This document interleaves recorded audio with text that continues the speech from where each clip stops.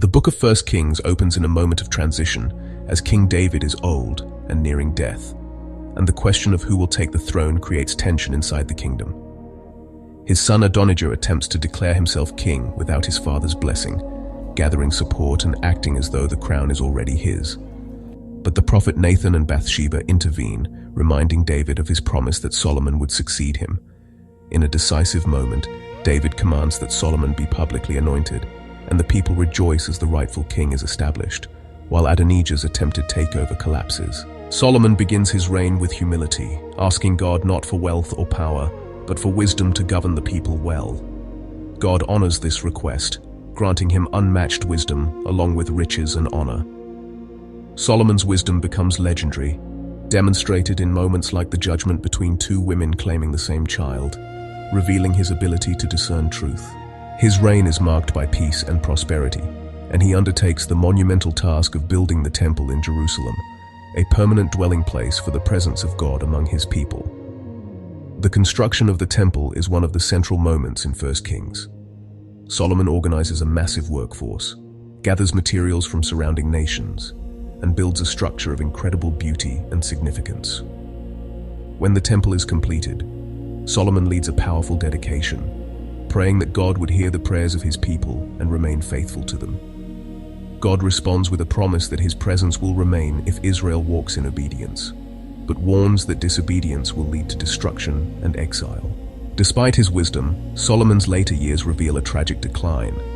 He forms alliances through marriage with foreign women, and over time his heart turns away from full devotion to God. He allows the worship of other gods to take root in Israel, directly violating the covenant. Because of this, God declares that the kingdom will be torn apart after Solomon's death, though not entirely, preserving a portion for the sake of David. After Solomon dies, his son Rehoboam takes the throne. The people approach him asking for relief from the heavy burdens placed on them during Solomon's reign. Instead of listening to wise counsel, Rehoboam follows harsh advice and increases their load, leading to a national fracture. 10 tribes break away and form the northern kingdom of Israel under Jeroboam, while Rehoboam rules over the southern kingdom of Judah. This division becomes permanent, creating 2 separate kingdoms with distinct rulers and spiritual trajectories.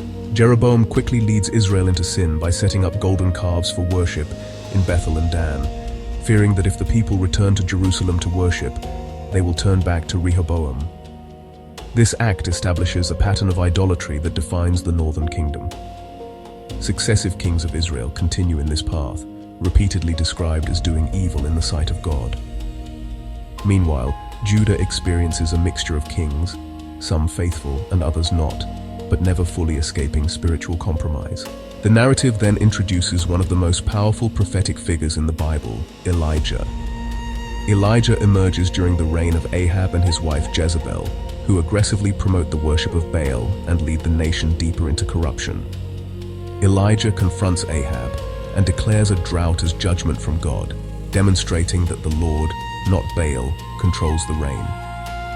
During this drought, Elijah is miraculously sustained by God, first by ravens and later through a widow whose oil and flour never run out. He even raises the widow's son from the dead, revealing God's power over life itself. The defining moment of Elijah's ministry comes on Mount Carmel, where he challenges the prophets of Baal to a dramatic showdown. The prophets of Baal cry out to their God with no response, but when Elijah prays, God sends fire from heaven to consume the sacrifice, proving decisively that the Lord is the one true God. The people fall on their faces in acknowledgement, and the false prophets are defeated. Even after this victory, the struggle continues. Jezebel seeks Elijah's life, forcing him to flee. In a moment of weakness, Elijah feels alone and discouraged, but God meets him not in dramatic displays, but in a gentle whisper, reminding him that he is not alone and that God still has a plan. Elijah is instructed to anoint future leaders and to raise up Elisha as his successor.